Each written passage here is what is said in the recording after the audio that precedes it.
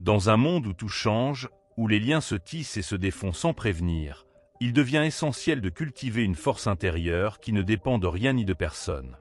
Le stoïcisme nous enseigne que la paix véritable ne vient pas de ce que nous possédons, ni des relations que nous entretenons, mais de la maîtrise de notre esprit.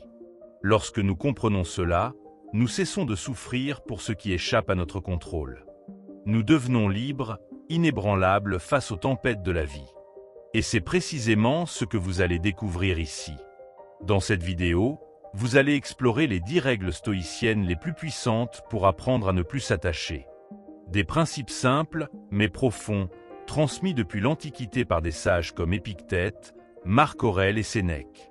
Ces règles vous aideront à vous détacher sans devenir indifférent, à aimer sans dépendre, à posséder sans être possédé.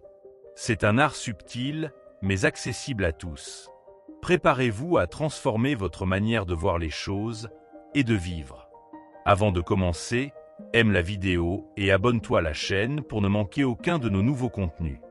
Règle 1. Aimez sans vous attacher. Imaginez un arbre en automne. Ses feuilles, magnifiques et dorées, finissent par tomber une à une. L'arbre ne résiste pas, ne se déchire pas. Il accepte ce cycle naturel. Les stoïciens nous enseignent une sagesse similaire dans l'amour, aimer profondément, mais sans s'accrocher désespérément. Car tout, comme les feuilles, est éphémère. Aimer sans dépendance, c'est comprendre que l'autre n'est pas notre propriété. Nous pouvons chérir sa présence sans exiger qu'il reste à jamais. Le véritable amour ne cherche pas à enfermer, mais à libérer. Comme le disait Épictète, ne dis jamais de rien qu'il est perdu, seulement rendu. Cela ne signifie pas d'aimer à moitié, au contraire. C'est aimer pleinement, mais avec la conscience que rien ne nous appartient.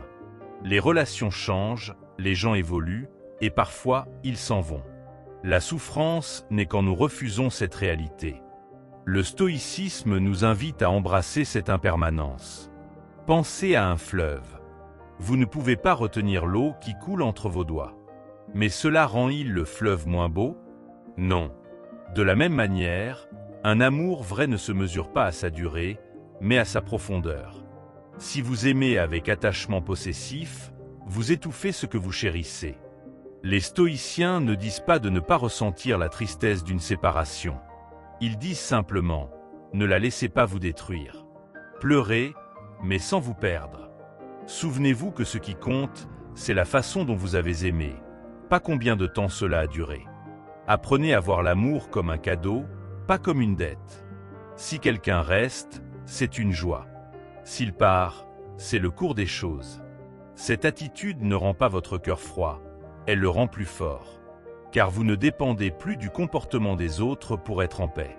La peur de perdre empoisonne souvent l'amour. On devient jaloux, anxieux, contrôlant.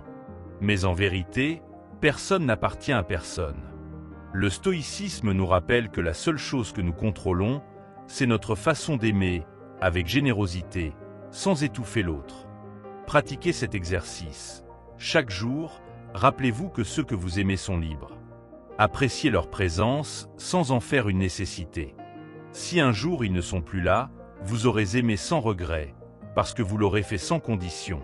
C'est cela, la sagesse stoïcienne dans l'amour.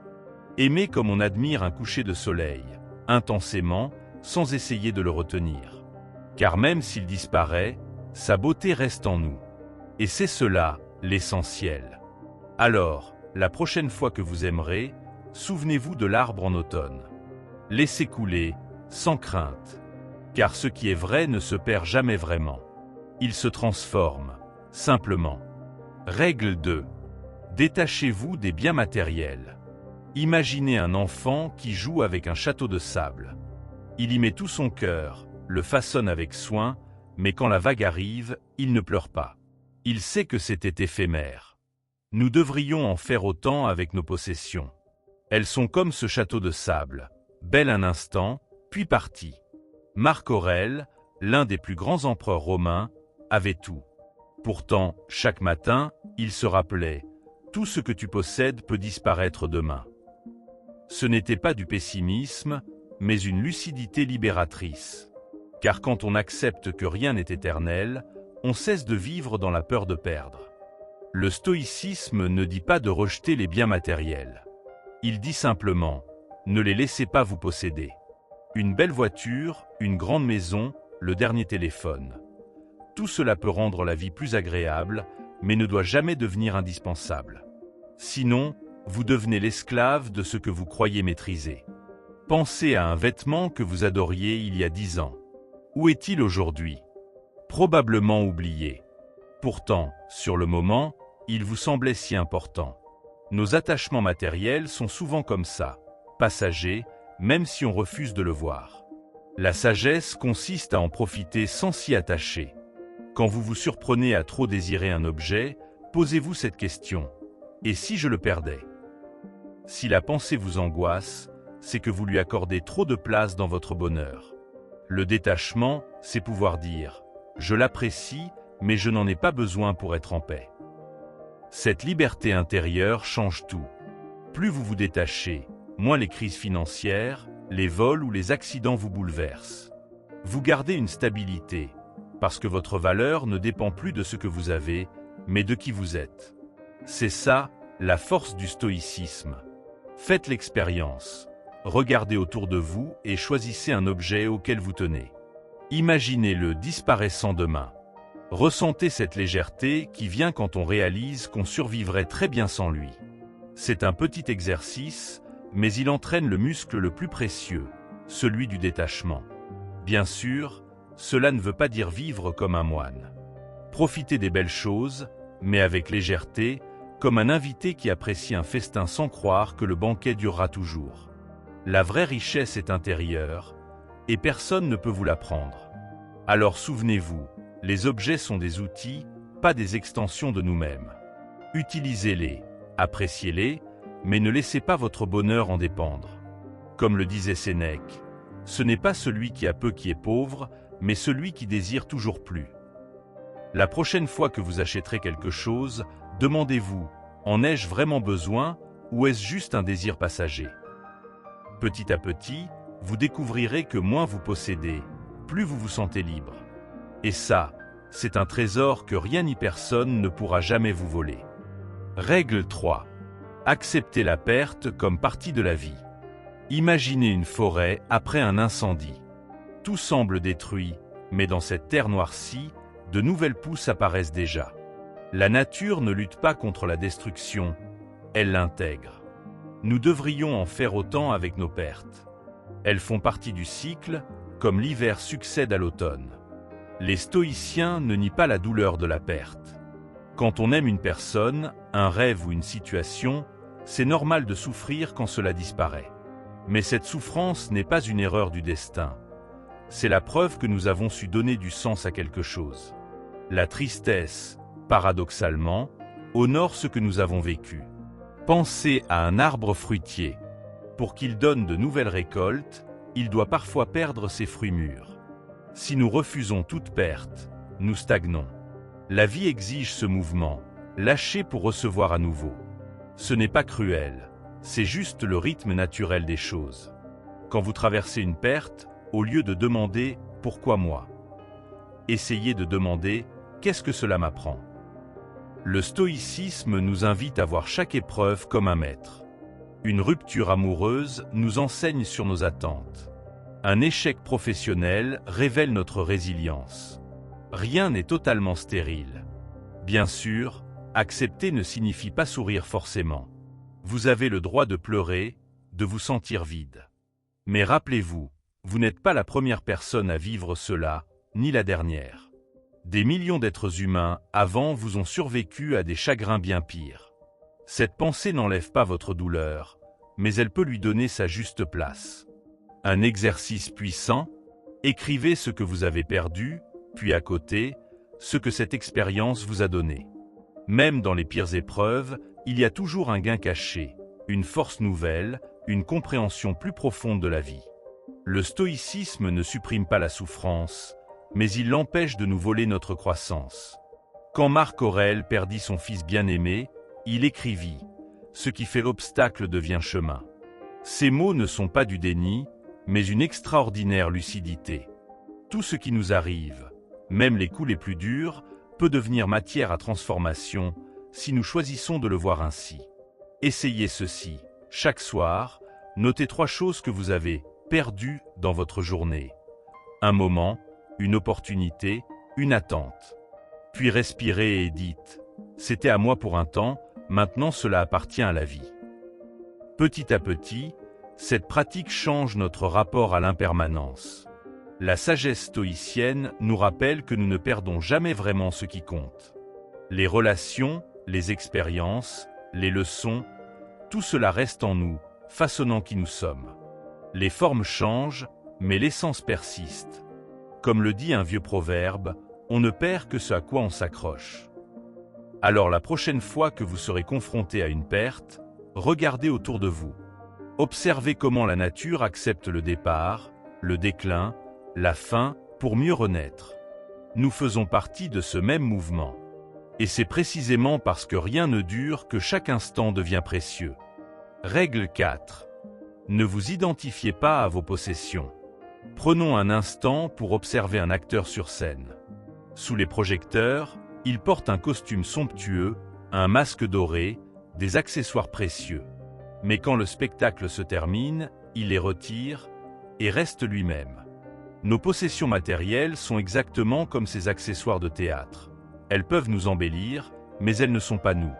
Le stoïcisme nous rappelle une vérité essentielle. Ce que nous avons n'a rien à voir avec ce que nous sommes. Un riche peut être vide, un pauvre peut être riche intérieurement. Quand nous confondons nos objets avec notre identité, nous devenons comme des châteaux de cartes. Un souffle peut tout faire s'écrouler. Imaginez que demain, vous perdiez tout ce que vous possédez. Votre maison, vos vêtements, votre téléphone, votre voiture. Qui seriez-vous alors? Cette question peut sembler angoissante, mais elle est libératrice. Car la réponse révèle votre vérité. Vous seriez toujours vous. Vos valeurs, vos souvenirs, votre capacité à aimer, tout cela resterait intact. Nous vivons dans un monde qui nous dit constamment « Tu es ce que tu possèdes ». Les publicités, les réseaux sociaux, les comparaisons sociales. Tout pousse à croire que notre valeur dépend de nos acquisitions. Mais les grands stoïciens comme Sénèque ou Épictète, qui vivaient pourtant dans l'Antiquité, avaient déjà compris ce piège moderne. Faites ce test simple. Regardez votre reflet dans un miroir. Maintenant, imaginez-vous sans vos vêtements actuels, sans vos bijoux, sans tout ce que vous avez acheté. Voyez-vous toujours la même personne? Si la réponse est oui, vous avez touché du doigt une vérité profonde. Si la réponse est non, c'est le moment de vous redécouvrir. Les possessions sont comme des vagues sur l'océan, elles vont et viennent. Mais l'océan, lui, reste. Notre essence est cet océan, profond, vaste, inaltérable.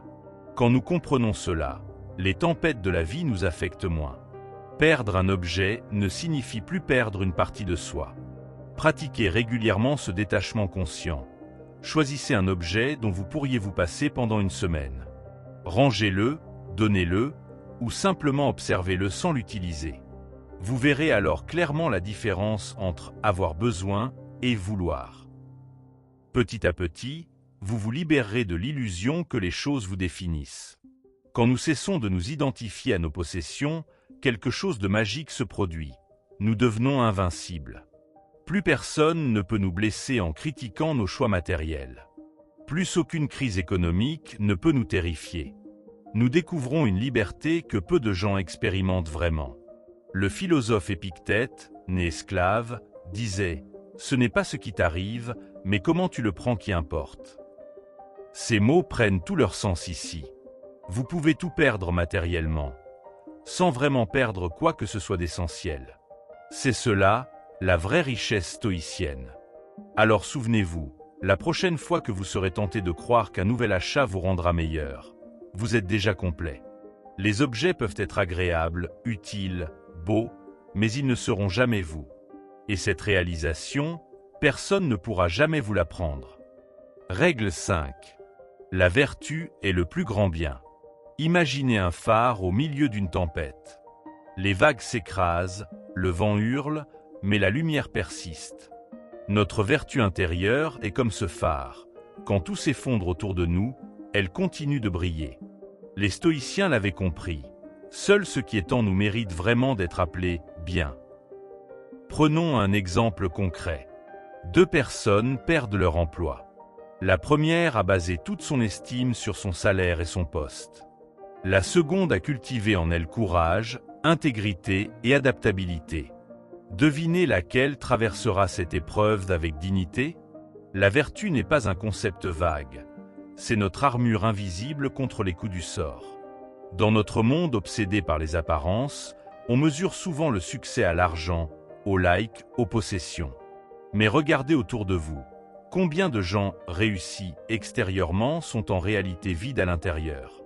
Le stoïcisme nous propose un antidote radical. Construire notre valeur sur ce que personne ne peut nous voler.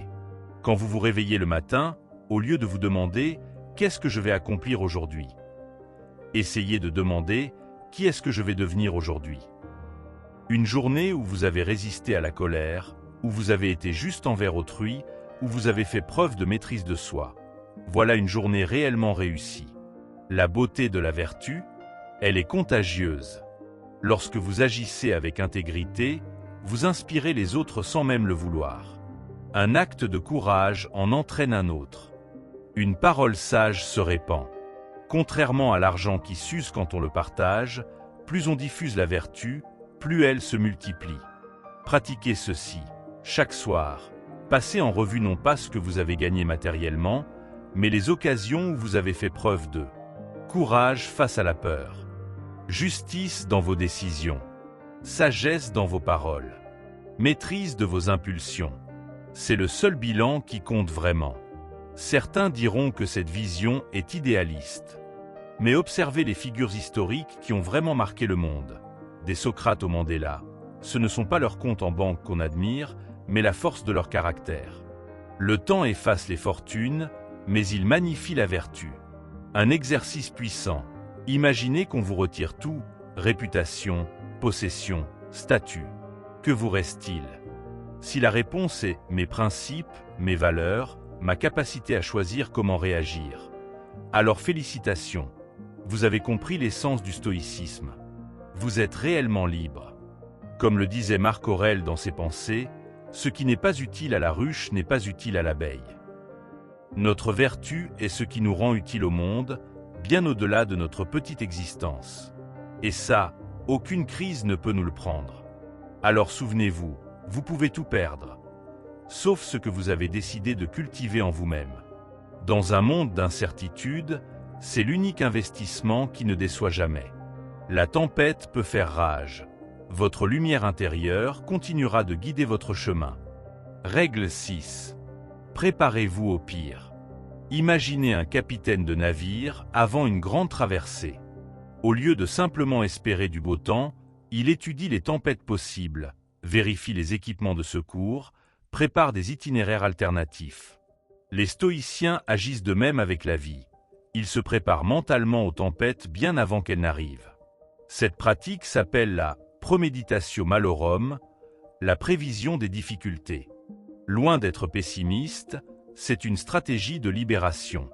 En envisageant calmement ce qui pourrait mal tourner, nous désamorçons la peur. Quand l'adversité survient vraiment, elle nous trouve prêts, non pas terrorisés. Prenons un exemple concret. Vous craignez de perdre votre emploi? Au lieu de nourrir cette angoisse dans l'ombre, asseyez-vous et imaginez la scène clairement. Quelles seraient vos premières actions? Comment pourriez-vous rebondir? Ce simple exercice transforme une peur paralysante en un plan d'action. Le génie de cette approche, elle révèle 2 vérités puissantes. Nous survivons presque toujours à ce que nous redoutons. Nos pires scénarios sont rarement aussi catastrophiques que notre imagination le suggère. Faites ce test. Pensez à une chose que vous redoutiez il y a 5 ans. Vous souvenez-vous encore de cette peur aujourd'hui? Dans la plupart des cas, soit elle ne s'est pas produite, soit vous l'avez surmontée. Cette prise de conscience est un antidote radical à l'anxiété moderne. La préparation stoïcienne a un effet secondaire merveilleux. Elle cultive la gratitude. En envisageant la perte possible de ce que nous avons, santé, relations, l'inconfort, nous apprenons à mieux l'apprécier aujourd'hui. Comme le disait Sénèque, nous ne réalisons la valeur de l'eau que lorsque le puits est à sec. Essayez cet exercice le matin. Pendant 2 minutes, imaginez votre journée si tout allait mal. Retard important, conflit, mauvaise nouvelle. Puis ouvrez les yeux et réalisez que rien de cela n'est arrivé. Soudain, les petits tracas réels paraîtront dérisoires. C'est une façon puissante de retrouver de la perspective. Certains pensent que se préparer au pire attire le malheur. C'est l'inverse. Ceux qui ont envisagé les difficultés les traversent avec bien plus de calme. Comme un athlète qui s'entraîne avant la compétition, vous développez votre résilience mentale à l'avance. La sagesse stoïcienne nous rappelle ce paradoxe. En acceptant que tout puisse nous être retiré, nous devenons invincibles. Non pas parce que nous contrôlons tout, mais parce que nous avons appris à danser avec l'incertitude. Alors la prochaine fois que l'angoisse vous étreint, au lieu de la fuir, regardez-la en face. Demandez-vous, quel est le pire qui puisse vraiment arriver? Vous découvrirez alors votre force cachée, cette capacité à traverser les tempêtes que vous portez en vous depuis toujours. Car au final, se préparer au pire, c'est se donner la chance de découvrir le meilleur de soi-même. Et ça, personne ne peut nous le prendre. Cette pratique stoïcienne agit comme une vaccination mentale. En nous exposant délibérément à des scénarios difficiles dans notre imagination, nous développons des anticorps psychologiques. Quand la réalité nous présente ces épreuves, notre système émotionnel réagit avec moins de virulence. C'est le principe même de la désensibilisation. On apprivoise ces peurs en les fréquentant volontairement pour qu'elles perdent leur pouvoir sur nous. Les grands orateurs procèdent ainsi, en répétant mentalement chaque obstacle possible avant de monter sur scène. La préparation au pire nous réveille aussi à une vérité essentielle. Nous sommes bien plus résistants que nous le croyons. Notre esprit a tendance à amplifier les difficultés, mais le corps sait survivre, l'âme sait s'adapter. En envisageant froidement nos pires craintes, la maladie, la solitude, l'échec, nous découvrons en nous des ressources insoupçonnées. Comme un muscle qui se renforce à l'effort, notre capacité à endurer grandit chaque fois que nous osons regarder l'adversité en face, ne serait-ce que par la pensée. Cette méthode transforme également notre rapport au temps présent. Quand nous avons sérieusement envisagé la perte de ce que nous avons, chaque journée ordinaire devient soudain précieuse. Votre conjoint rentre du travail, imaginez un instant qu'il ne soit plus là. Soudain, sa présence banale devient un miracle. Le stoïcisme ne nous apprend pas à craindre la perte, mais à chérir l'instant avec une intensité nouvelle. C'est l'art de vivre comme si chaque moment pouvait être le dernier, sans morbidité, mais avec une gratitude aiguisée. Les psychologues modernes confirment ce que les stoïciens pressentaient. La visualisation négative contrôlée réduit l'anxiété. En exposant notre esprit à des scénarios catastrophes de manière rationnelle, nous reprenons le contrôle sur nos peurs irrationnelles. Le cerveau fait une différence cruciale entre une menace imaginaire maîtrisée et une peur incontrôlable. La première renforce notre sentiment de compétence, la seconde nous paralyse. C'est toute la différence entre un pompier qui s'entraîne à l'incendie et un homme pris de panique devant les flammes. Cette discipline stoïcienne nous immunise contre un mal moderne, la victimisation. Celui qui s'est mentalement préparé au revers ne crie pas à l'injustice quand ils surviennent. Il les avait vus venir, il savait qu'ils faisaient partie des possibles. Au lieu de s'écrier « Pourquoi moi ?», il se dit « Enfin toi ». J'étais prêt. Cette attitude intérieure change tout. On passe de la réaction impulsive à la réponse réfléchie. Les obstacles deviennent alors des tests de notre préparation, non des preuves que l'univers nous en veut. Pratiquée régulièrement, cette technique développe une qualité rare, le détachement actif. On ne devient pas indifférent, mais on apprend à observer ses propres peurs avec une certaine distance. Comme un médecin qui analyserait ses propres symptômes, on peut alors identifier les pensées catastrophistes et les corriger. Je vais tout perdre devient je pourrais perdre beaucoup, mais pas tout, et surtout pas ma capacité à rebondir. Ce recul est la marque d'une maturité stoïcienne bien comprise. Cette approche possède un avantage inattendu, elle nous rend meilleurs stratèges. En envisageant systématiquement les pires scénarios, nous sommes obligés de concevoir des plans B, des filets de sécurité, des alternatives. Sans être paranoïaque, on développe une saine prudence. Nos projets gagnent en robustesse car nous avons anticipé les points de rupture.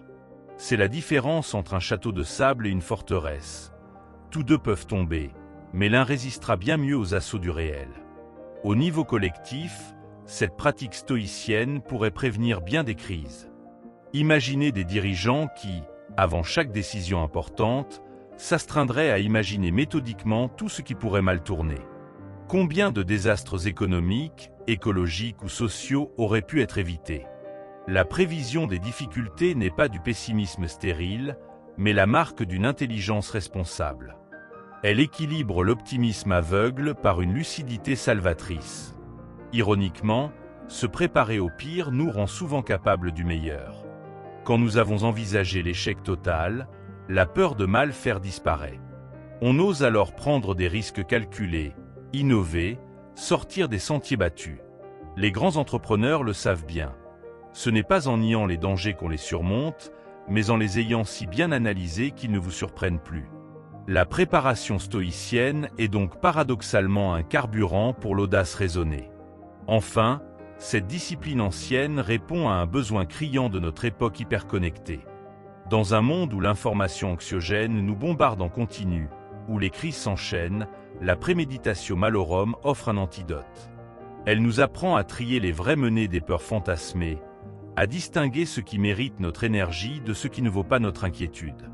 Ainsi armés, nous pouvons naviguer dans les eaux troubles du XXIe siècle sans être submergés par chaque vague d'incertitude. Le futur appartient à ceux qui l'auront envisagé, dans toutes ses possibilités. Règle 7. Soyez reconnaissant sans dépendre. Imaginez emprunter un livre rare à un ami. Vous le traitez avec un soin particulier, savourant chaque page, conscient qu'il faudra le rendre. La vie fonctionne ainsi. Tout nous est prêté. Les personnes, les biens, les moments. Les stoïciens nous enseignent à chérir sans nous approprier, à aimer sans croire que cela nous appartient pour toujours. Cette gratitude détachée est un antidote à la souffrance. Quand nous voyons un coucher de soleil, nous ne pleurons pas parce qu'il disparaîtra, nous l'admirons précisément pour sa beauté éphémère. Appliquons cette sagesse à tout, notre santé, nos relations, nos succès. Ce n'est pas parce qu'une chose est temporaire qu'elle a moins de valeur. Au contraire. Pratiquez cet exercice. Chaque matin, choisissez 3 choses que vous appréciez dans votre vie. Imaginez-les comme des cadeaux qu'on pourrait vous reprendre à tout moment. Votre enfant rit, c'est un instant volé au temps. Votre corps fonctionne, c'est une grâce provisoire. Cette conscience aiguise le plaisir au lieu de le gâcher.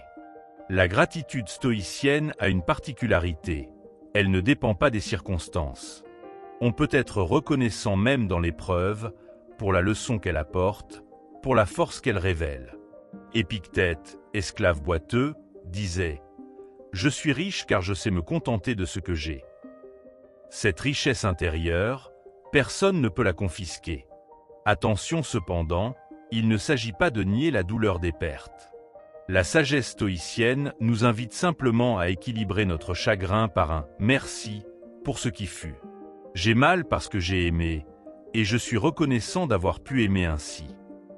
Cette double conscience transforme notre rapport à l'existence. Observez la nature. Les fleurs ne s'accrochent pas à leurs pétales quand vient l'automne. L'arbre ne pleure pas ses fruits mûrs. Pourtant, durant leur saison, ils ont donné toute leur splendeur sans retenue. Nous pouvons en faire autant, nous investir pleinement tout en acceptant que toute chose ait son terme. La gratitude véritable libère d'une illusion toxique, croire que nous méritons ce que nous avons. Notre santé, nos proches, notre confort, rien de cela n'est indu. Tout est un cadeau fragile. Quand cette vérité nous pénètre, la colère diminue, l'impatience s'apaise, et une joie tranquille prend sa place. Essayez ceci. Avant de dormir, au lieu de ruminer ce qui vous manque, listez mentalement ce que vous avez emprunté à la vie ce jour-là. Un repas partagé, un rayon de soleil, une idée intéressante. Vous vous endormirez avec un sentiment d'abondance bien réel, car basé sur ce qui fut, non sur ce qui pourrait être. Les stoïciens ne nous demandent pas de renoncer aux attachements, mais de les vivre en conscience. Je t'aime comme j'aime le soleil, sans croire qu'il m'appartient. Cette nuance fait toute la différence entre une dépendance anxieuse et un amour libérateur. Quand nous intégrons profondément que tout est prêté, chaque instant devient une fête secrète. Nous marchons dans le monde comme dans un musée précieux où nous aurions le privilège de toucher aux œuvres, juste un instant. Et cette conscience rend la vie infiniment plus précieuse. Cette pratique transforme notre rapport aux possessions matérielles. Au lieu de dire « ma voiture »,« ma maison », essayez de penser « la voiture que j'utilise actuellement »,« la maison où je réside pour l'instant ». Ce simple changement linguistique modifie subtilement notre état d'esprit. Nous devenons des gardiens temporaires plutôt que des propriétaires absolus, ce qui allège considérablement notre attachement anxieux aux objets. La gratitude stoïcienne est particulièrement puissante face au vieillissement. Au lieu de nous désoler de ne plus avoir le corps de nos 20 ans, nous pouvons être reconnaissants pour ce que notre corps actuel nous permet encore de faire. Chaque ride raconte une histoire vécue, chaque limitation nous enseigne la créativité. Marc Aurèle méditait ainsi sur le temps qui passe comme sur un fleuve emportant tout, mais aussi déposant de nouveaux cadeaux sur ses rives. Appliquée aux relations, cette philosophie prévient bien des souffrances. Quand nous considérons nos proches comme des compagnons de route plutôt que comme des possessions éternelles, nous les aimons plus librement. Nous apprécions leur présence sans exiger qu'ils ne changent jamais. Comme le dit un proverbe zen, « Vous ne possédez pas les nuages, pourquoi vouloir posséder vos enfants ?» Dans le domaine professionnel, cette attitude stoïcienne apporte une paix inestimable. Un poste, une reconnaissance, un salaire. Tout cela nous est prêté par le flux changeant de la vie économique. Quand nous le comprenons, nous travaillons avec engagement mais sans angoisse existentielle. Les échecs deviennent des retournements normaux du destin, non des remises en question personnelles. La gratitude détachée est aussi un remède à l'envie. Quand vous voyez quelqu'un posséder ce que vous désirez, rappelez-vous, cela aussi lui est seulement prêté.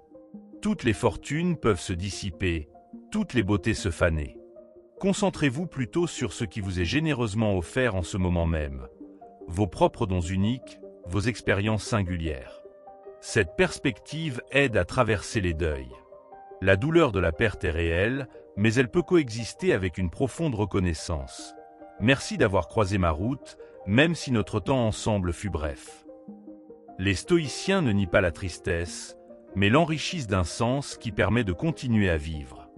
Comme une blessure qui, en guérissant, révèle notre incroyable capacité de résilience. Pratiquez parfois la gratitude inversée. Imaginez n'avoir jamais connu ce que vous avez. Si vous n'aviez jamais eu cet ami, ce talent, cette opportunité, puis ouvrez les yeux sur votre réalité. Cette expérience mentale intensifie miraculeusement le sentiment de gratitude, comme un rayon de soleil après avoir fermé les paupières. Les enfants comprennent instinctivement cette sagesse. Ils jouent intensément avec un jouet, puis passent à autre chose sans regret. Ils aiment profondément, mais ne calculent pas l'avenir. En grandissant, nous perdons cette liberté. Le stoïcisme nous invite à retrouver cette sagesse enfantine, non par immaturité, mais par profonde compréhension de la nature éphémère de toute chose. Quand cette conscience s'ancre en nous, même les moments banals prennent une saveur particulière. Une tasse de café devient un rituel sacré parce que nous savons que ce plaisir simple n'est pas garanti à jamais. Une conversation ordinaire se transforme en rencontre précieuse car nous réalisons que chaque échange est unique et irrépétable. Enfin, cette pratique stoïcienne nous prépare sereinement à notre propre fin. Si tout nous est prêté, alors nous aussi sommes des emprunts temporaires dans ce monde. Cette pensée, loin d'être morbide, nous incite à vivre pleinement chaque jour. Comme un livre qu'on doit rendre bientôt. Ne vaut-il pas la peine d'en savourer chaque page? Règle 8. Tout est impermanent. Imagine un arbre en automne. Ses feuilles jaunissent, tombent, et pourtant, il ne résiste pas. Il accepte ce cycle naturel, sans angoisse. Le stoïcisme nous enseigne la même sagesse. Tout change, toujours. Les saisons, les relations, nos émotions, même notre corps. Lutter contre cette réalité, c'est comme nager à contre-courant. On s'épuise pour rien. Pense au moment où tu as voulu que tout reste figé. Une joie, un succès, une relation. Mais la vie avance, imperturbable. Les stoïciens disaient que souffrir vient souvent de nos attentes, pas des événements eux-mêmes. Quand on arrête d'exiger que les choses durent, on respire enfin. La paix naît de l'acceptation, pas du contrôle. Regarde les enfants, ils pleurent un jouet cassé, puis l'oublient vite. Ils vivent l'instant sans s'accrocher. Nous, adultes, compliquons tout avec nos « pourquoi ça change ». Et si on apprenait d'eux, accepter l'impermanence, ce n'est pas renoncer, c'est choisir de danser avec la vie au lieu de lui tenir tête. La nature est notre meilleur maître. Les fleurs fanent, les rivières changent de cours, les nuages passent. Rien ne leur résiste.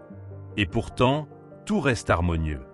Nous sommes une partie de cette nature, pas ses patrons. Quand on comprend ça, les adieux, les échecs ou les surprises deviennent moins lourds. Juste des vagues dans l'océan. Sénèque le disait, la vie est comme une histoire, peu importe sa longueur, mais sa qualité. Ce qui compte, ce n'est pas de tout garder, mais de bien vivre ce qui est là. Un repas, un rire, un coucher de soleil. Ces instants sont précieux parce qu'ils sont éphémères. Leur beauté vient de leur fragilité même. Observe tes propres résistances. Combien de temps passes-tu à ruminer sur ce qui aurait dû durer? Un travail, un amour, une jeunesse? Cette tension épuise. Alors que si on ouvre les mains, on reçoit plus. L'impermanence n'est pas une menace, mais une libération. Elle nous rappelle que rien n'est définitif, pas même nos peines. Les grands philosophes stoïciens méditaient sur la mort pour apprécier la vie. Morbide? Pas du tout. C'est un exercice de lucidité. Savoir que tout a une fin rend chaque moment plus vibrant. Comme un voyage qu'on savoure parce qu'il est court. Cette urgence douce nous pousse à aimer mieux, agir mieux, être pleinement présent. Pratique cette règle au quotidien. Quand quelque chose se termine, au lieu de te rebeller, dis « c'était beau ». Merci. Un jour, un emploi, une amitié. Cette gratitude désarme la peur du changement. Et petit à petit, tu verras, l'impermanence ne te vole rien, elle te rend plus léger, plus ouvert aux nouveaux commencements. Le bonheur durable ne vient pas de circonstances stables, impossibles, mais de notre capacité à danser avec l'instabilité. Comme un surfeur qui ne maîtrise pas les vagues, mais apprend à glisser sur elles. Le stoïcisme ne nous endurcit pas, il nous entraîne à lâcher prise. À trouver la sérénité non malgré le changement, mais grâce à lui. Alors, aujourd'hui, respire. Regarde autour de toi. Tout bouge et c'est normal. Tu n'as pas besoin de tout figer pour être en paix. Juste de faire confiance au flux. Comme l'arbre en automne, tu peux laisser tomber sans tomber toi-même. Et découvrir, enfin, la liberté d'être fluide. Prends l'exemple d'une rivière. Elle ne cesse de couler, emportant avec elle des feuilles, des branches, des cailloux. Elle ne s'accroche à rien, et pourtant, elle est toujours là, vivante, puissante. Nous voulons retenir l'eau dans nos mains, mais elle finit toujours par s'échapper. Le stoïcisme nous invite à devenir comme la rivière, fluide, adaptable, fort dans notre capacité à laisser partir. La résistance ne fait que creuser la souffrance. Quand un proche s'en va, quand un projet échoue, notre première réaction est souvent de nous battre contre cette réalité. Pourquoi moi? Pourquoi maintenant? Mais ces questions n'ont pas de réponse utile. Ce qui compte, c'est ce que nous faisons de cette absence, de cet échec. L'impermanence nous rappelle que rien ne nous appartient vraiment. Les gens, les choses, les moments sont des passages, pas des possessions. Pense aux villes anciennes ensevelies sous le sable, aux empires disparus, aux langues oubliées. Tout ce qui semble solide finit par se transformer. Alors pourquoi s'attacher autant à ce job, cette maison, cette version de nous-mêmes? Cela ne signifie pas de ne rien aimer, Au contraire. Cela signifie aimer sans étouffer, sans exiger que les choses restent identiques. La vraie liberté est dans ce détachement actif. Même nos peines sont temporaires. Un chagrin qui semble insurmontable aujourd'hui deviendra une cicatrice demain, puis une leçon. Les stoïciens parlaient de l'art de retourner les obstacles en avantage.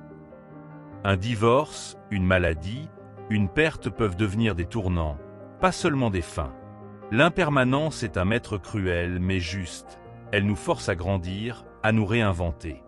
Regarde les artistes. Ils savent que leur œuvre ne leur appartient pas vraiment. Une fois peinte, écrite, jouée, elle vit sa propre vie, interprétée par les autres, modifiée par le temps. Et c'est ça qui la rend éternelle, paradoxalement. Dans nos vies, nous sommes à la fois l'artiste et l'œuvre. Alors créons sans nous cramponner au résultat. La beauté est dans le geste, pas dans la permanence.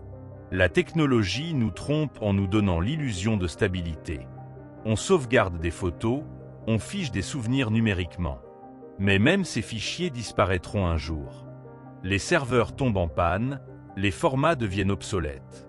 C'est une bonne métaphore de la vie, on ne peut pas tout archiver. Alors vivons au lieu de stocker. Éprouvons au lieu de filmer. La mémoire est un outil, pas une prison. Quand tu te surprends à dire « c'était mieux avant », interroge-toi. Est-ce vrai ou est-ce la nostalgie qui parle? Le passé semble toujours plus doux parce qu'on en a évacué les aspérités. Le présent, lui, est brut, réel. Le stoïcisme nous pousse à questionner ses réflexes. Avant n'était pas forcément mieux, il était juste différent. Et demain sera autre chose, ni pire ni meilleur, juste nouveau. Les saisons de la vie ne demandent pas notre permission. L'hiver arrive même si on préfère l'été. Mais c'est dans l'hiver qu'on apprend la patience, dans le printemps qu'on découvre l'émerveillement. Si tu refuses une saison, tu rates sa sagesse. Alors accueille ton propre hiver quand il se présente. Laisse-le t'enseigner ce que la lumière ne peut pas montrer. Les ombres aussi ont leur utilité. Pratique un exercice simple. Chaque soir, note 3 choses qui ont changé dans ta journée. Un objet déplacé, une humeur passagère, une rencontre inattendue. Petit à petit, tu verras le flux partout. Et tu réaliseras que toi aussi, tu changes en permanence. Tes opinions, tes envies, ton corps. Alors pourquoi vouloir que le monde autour de toi reste figé? L'harmonie naît de l'alignement avec ce mouvement perpétuel. Enfin, souviens-toi, ce n'est pas parce que quelque chose est temporaire qu'il est sans valeur. Au contraire, un arc-en-ciel ne dure que quelques minutes, mais il marque les esprits pour des années. Un regard, une mélodie, un instant de complicité peuvent illuminer une vie entière. L'impermanence ne diminue pas les choses, elle les rend sacrées. Alors ne vis pas en attendant que ça dure. Vis parce que ça ne dure pas. Règle 9. Vivez le moment présent. Imaginez un funambule marchant sur son fil. Où pose-t-il son regard? Pas trop loin devant, pas en arrière, mais juste devant ses pieds, dans l'équilibre parfait de l'instant. Notre vie ressemble à cet exercice périlleux. Le passé est derrière nous, l'avenir incertain, seul le présent existe vraiment. Les stoïciens l'avaient compris bien avant nous. C'est ici et maintenant que tout se joue. Combien de moments précieux avons-nous manqué, prisonniers de nos ruminations? Un repas avec des proies où nous pensions à nos soucis, une promenade où nous planifions sans cesse demain. Le stoïcisme nous presse d'arrêter ce gaspillage. Comme le disait Sénèque, ce n'est pas que nous avons peu de temps, c'est que nous en perdons beaucoup. La vie est courte, mais chaque instant bien vécu devient éternel. Pourtant, vivre le présent ne signifie pas fuir ses responsabilités. Un stoïcien prépare l'avenir, mais sans angoisse. Il honore le passé, mais sans nostalgie maladive. La différence, il agit aujourd'hui avec toute son attention, comme un artisan qui sculpterait patiemment son œuvre, concentré sur chaque coup de ciseau, sans se laisser distraire. Essayez cet exercice simple. Choisissez une activité banale. Boire votre café, marcher jusqu'à la boutique, écouter un ami. Pendant quelques minutes, soyez totalement présent à ce que vous faites. Observez comme les sensations s'intensifient, comme les détails prennent vie. C'est cela, la pratique stoïcienne du moment présent, non une technique de relaxation, mais une façon radicale d'habiter sa propre existence. Le présent est le seul lieu où nous pouvons vraiment agir. Le passé, une collection de souvenirs que nous réécrivons sans cesse. Le futur, une projection de nos espoirs et craintes. Mais l'instant présent, celui-ci, maintenant, c'est là que nous pouvons choisir, aimer, créer, changer. Marc Aurèle écrivait « Ne te disperse pas, ne fais qu'une chose à la fois, comme un Romain, comme un homme. » Quand nous nous perdons dans le passé, nous devenons dépressifs. Quand nous nous obsédons sur l'avenir, nous devenons anxieux. Le présent est l'antidote à ces deux poisons. Un deuil à surmonter, affronter le jour après jour. Un projet ambitieux, commencer par la première étape. La vie se construit pierre par pierre, instant par instant. Certains croient que vivre dans le présent signifie satisfaire tous ses désirs immédiatement. C'est tout le contraire. Le stoïcisme enseigne la discipline de l'instant. Faire maintenant ce qui est juste, même si c'est difficile. Prendre la bonne décision dans le moment présent, voilà le vrai courage. Postposer sans cesse nos meilleures intentions, c'est voler à notre futur self ses possibilités. La beauté de cette pratique, elle est accessible à tout moment. Même maintenant, pendant que vous lisez ces mots. Respirez. Sentez le contact de votre corps avec la chaise. Entendez les sons autour de vous. Vous venez de revenir au présent, ce lieu magique où la vie se déroule réellement, loin des constructions mentales qui nous torturent habituellement. Alors souvenez-vous, hier est une histoire, demain un mystère, mais aujourd'hui est un cadeau. C'est pour cela qu'on l'appelle le présent. Les stoïciens ne proposent pas une philosophie compliquée, mais un retour à l'évidence. Vivez, vraiment vivez, cet instant unique qui ne reviendra jamais. Le présent est aussi le seul moment où nous pouvons exercer notre liberté véritable. Dans le passé, nous étions différents. Dans le futur, nous serons transformés. Mais maintenant, à cette seconde précise, nous avons le pouvoir de choisir notre attitude, notre réponse aux événements. C'est cette liberté intérieure que les stoïciens chérissaient par-dessus tout, le dernier territoire inviolable de l'être humain. La nature nous donne constamment des leçons de présence. Observez un chat, il dort quand il a sommeil, mange quand il a faim, joue quand l'envie le prend. Il ne rumine pas ses erreurs passées ni n'anticipe anxieusement ses prochains repas. Les animaux vivent naturellement ce que nous devons réapprendre par la pratique philosophique, l'art d'être totalement là où l'on est. Dans nos relations, la présence attentive est le plus beau cadeau. Combien de conversations gaspillons-nous en pensant à ce que nous allons répondre au lieu d'écouter vraiment? Le stoïcisme nous invite à offrir aux autres cette rareté précieuse, une écoute totale, sans distraction, sans agenda caché. C'est peut-être la forme la plus concrète d'amour stoïcien. Le travail lui-même se transforme quand nous l'abordons avec présence. Au lieu de subir nos tâches en attendant la fin de journée, nous pouvons y mettre toute notre attention. Comme un forgeron qui frappe l'enclume ou un jardinier qui bine la terre, trouvons dans l'action présente une satisfaction indépendante des résultats futurs. Les obstacles deviennent différents sous la lumière du présent. Une difficulté qui semble insurmontable vue de loin devient gérable quand nous la découpons en petites actions immédiates. Que puis-je faire maintenant ? Devient la question magique qui dissout l'anxiété et libère l'action. Même dans la douleur, le présent offre un refuge. Une souffrance aiguë est plus supportable que l'angoisse de sa prolongation future. Les stoïciens conseillaient de ne jamais ajouter à la douleur actuelle la peur de ce qui pourrait suivre. Affronter un instant à la fois, c'est traverser les tempêtes avec plus de résilience. Le présent est aussi le terrain de jeu de la gratitude. Remarquez la chaleur du soleil sur notre peau maintenant, le sourire d'un inconnu croisé dans la rue, le goût d'un fruit mûr. Ces micro-moments de reconnaissance transforment une journée ordinaire en une collection de petits miracles. La présence stoïcienne n'est pas un état passif, mais une vigilance active. C'est être suffisamment éveillé pour saisir les opportunités quand elles se présentent, assez lucide pour reconnaître les signes avant-coureurs des dangers. Comme un guerrier en alerte, mais sans tension inutile. Ironiquement, plus nous vivons dans le présent, mieux nous préparons l'avenir. Chaque action bien faite maintenant devient le fondement solide de demain. Chaque relation nourrie avec attention aujourd'hui portera ses fruits dans les années à venir. Le futur se construit pierre par pierre dans le laboratoire du présent. Enfin, pratiquer la présence stoïcienne, c'est découvrir que chaque instant contient l'éternité. Dans le maintenant, nous touchons à quelque chose qui dépasse le temps. Cette conscience immuable qui observe tous les changements. Comme le disait Marc Aurèle, tu pourrais quitter la vie maintenant. Que ceci détermine ce que tu fais, dis et penses.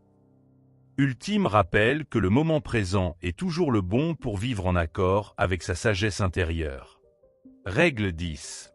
Transformer la perte en apprentissage. Imagine un arbre qui perd ses feuilles en automne. Plutôt que de se lamenter, il utilise cette perte pour se préparer à l'hiver et renaître au printemps. Le stoïcisme nous enseigne cette même sagesse. Chaque fin porte en elle les graines d'un nouveau commencement. Quand nous arrêtons de voir les pertes comme des échecs pour les considérer comme des maîtres, notre vie entière se transforme. Pense à la dernière fois où tu as perdu quelque chose d'important. Un travail, une relation, un rêve. Dans la douleur, as-tu remarqué ce qu'elle t'a appris? Peut-être sur toi-même, sur tes limites, sur ce qui compte vraiment? Les stoïciens croyaient que nos plus grands enseignements viennent souvent de nos plus grandes pertes. Ce n'est pas la chute qui compte, mais ce que nous ramassons en nous relevant. Un marin apprend plus dans une tempête que dans un calme plat. De même, nos tempêtes personnelles nous révèlent des forces que nous ignorions posséder. Cette promotion ratée t'a montré ta vraie passion. Cette rupture t'a appris à t'aimer davantage. Ces difficultés financières t'ont enseigné la différence entre désir et besoin. La sagesse consiste à extraire ces perles de savoir cachées dans chaque coquille brisée. La nature nous donne l'exemple parfait. Quand un serpent perd sa peau, ce n'est pas une tragédie, c'est une nécessité pour grandir. Nous devrions en faire autant avec nos vieilles habitudes, nos croyances dépassées, nos attachements inutiles. Chaque mue nous libère un peu plus. Ce que nous appelons perte est souvent simplement la vie qui nous débarrasse de ce qui ne nous sert plus. Marc Aurèle écrivait « L'obstacle devient la voie ». Cela signifie qu'en comprenant vraiment une perte, elle cesse d'être un mur pour devenir un pont. Perdre son emploi peut devenir la voie vers sa vocation. Perdre une personne peut ouvrir la voie à une relation plus authentique. Perdre ses certitudes peut tracer la voie vers une sagesse plus profonde. Tout dépend du regard que nous choisissons de poser. Pratique ceci. La prochaine fois que tu vivras une perte, pose-toi 3 questions. Qu'est-ce que cela m'enlève vraiment? Qu'est-ce que cela me laisse? Et qu'est-ce que cela pourrait m'apporter? Ces questions transforment l'amertume en curiosité. Tu découvriras que souvent, ce que tu regrettais n'était qu'une illusion, tandis que le cadeau caché est bien réel. Les enfants comprennent instinctivement cette règle. Quand ils cassent leur jouet préféré, ils pleurent un moment, puis trouvent une nouvelle façon de jouer avec les morceaux. Nous, adultes, nous obstinons à vouloir recoller les fragments au lieu d'inventer un nouveau jeu. Le stoïcisme nous invite à retrouver cette flexibilité naturelle, cette capacité à transformer toute matière en possibilité.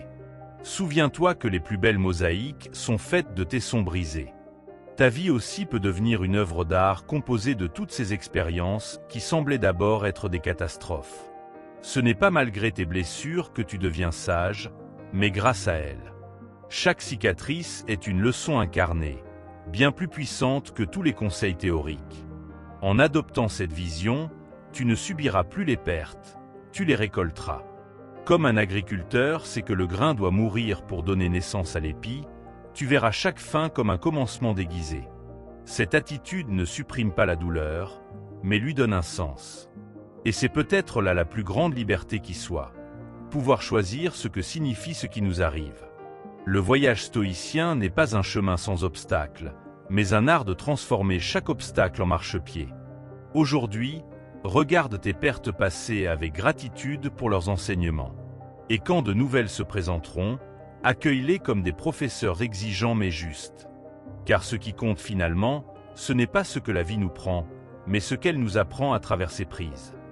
Pense à un potier travaillant l'argile. Quand la pièce s'effondre sur le tour, il ne jette pas la matière, il recommence avec la même terre, plus sage. Nos vies fonctionnent ainsi. Chaque échec n'est qu'une matière première, que nous pouvons pétrir à nouveau. Le stoïcisme nous enseigne que l'artisan, le plus habile, est celui qui sait intégrer les accidents dans son dessin. Tes ruptures, tes erreurs, tes rejets ne sont pas des déchets, ce sont les éléments bruts de ta prochaine création. La vraie maîtrise consiste à ne rien considérer comme inutilisable dans le grand atelier de l'existence. La forêt nous montre la voie. Quand un arbre tombe, il ne devient pas un vide, mais un habitat pour mousses et insectes, un engrais pour nouvelles pousses. Dans ta vie, ce qui semble s'écrouler devient le terreau de transformation. Insoupçonné. Cette amitié perdue a laissé de l'espace pour de nouvelles rencontres. Ce projet abandonné t'a appris des compétences utiles ailleurs. Rien ne se perd. Vraiment, tout se transmute. Ton travail, voir la fertilité là où d'autres ne voient que des ruines. C'est cela, la alchimie stoïcienne du quotidien. Les sportifs de haut niveau le savent. Chaque défaite contient un coaching précieux.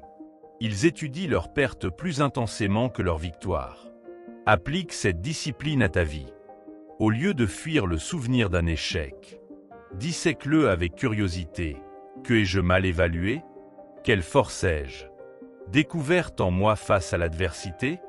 Comme un médecin apprend plus d'une maladie rare que d'une banale, nos difficultés sont nos professeurs, les plus exigeants et donc les plus précieux. Le progrès naît de cette analyse courageuse, pas de l'oubli commode. Regarde les cultures agricoles traditionnelles. Elles pratiquent la jachère. Ces périodes où la terre semble perdre sa productivité. En réalité, elle récupère des nutriments essentiels. Tes phases creuses fonctionnent de même. Ce que tu vis comme du temps perdu est souvent une reconstitution secrète de tes ressources intérieures. Le stoïcisme nous invite à respecter ces cycles. Cette année perdue, après un burn-out, elle t'a réappris à écouter ton corps. Ces mois de chômage, ils ont fait mûrir en toi une nouvelle orientation. Rien ne stagne vraiment, tout prépare la suite en silence. Les marbres les plus précieux portent des failles qui, bien travaillées, en augmentent la beauté. De même, tes blessures psychologiques peuvent devenir tes marques distinctives, les motifs uniques de ton caractère. Cette trahison t'a enseigné la prudence sans te fermer. Cet échec public t'a donné l'humilité nécessaire pour de vraies réussites. L'art japonais du kintsugi répare les poteries brisées avec de l'or. Ton histoire personnelle mérite le même traitement. Tes cicatrices ne sont pas des fautes à cacher, mais des veines précieuses dans le marbre de ta personne. Imagine un fleuve rencontrant un rocher. Il ne s'arrête pas, ne recule pas. Il l'épouse et en fait partie de son cours. Tes obstacles doivent devenir ainsi, non pas des barrages, mais des inflexions qui enrichissent ton trajet. Ce licenciement t'a détourné vers un métier plus aligné avec toi. Cette maladie t'a forcé à découvrir des ressources insoupçonnées. Le stoïcisme ne nie pas la dureté du choc, mais souligne notre capacité à l'intégrer dans une narration plus vaste, où chaque événement prend sa place comme élément du tableau d'ensemble. Les navigateurs anciens se perdaient souvent, et c'est ainsi qu'ils découvraient des continents nouveaux. Tes égarements suivent la même logique. Cette relation toxique t'a révélé tes limites. Cette erreur financière t'a appris à mieux gérer. Même tes pires errances t'ont donné des repères inestimables. La boussole intérieure se règle précisément grâce à ces expériences où tu as perdu le nord. Au lieu de maudire tes détours, reconnais leur rôle, ils t'ont fait cartographier des territoires de toi-même que tu n'aurais jamais explorés autrement.